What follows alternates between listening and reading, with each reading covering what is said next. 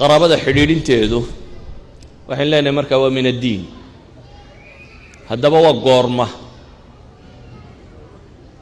dadka badh baa waxay u haystaan xidhiidhintu inay tahay markay ku xidhiidhiyaan inaadna xidhiidhiso. nacam, taasi waa sax, waa abaalgud.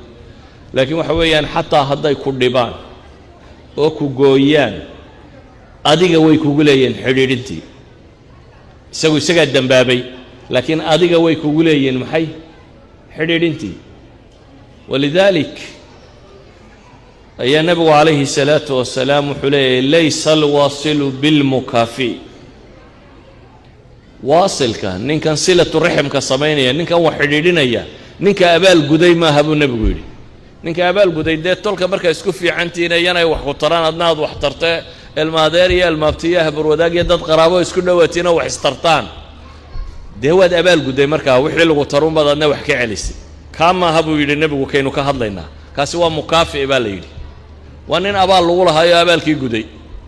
laakiin kaan sheegaya walaakina alwaasilu alladii idaa quطicat raximuhu wasalaha buu nebigu yidhi.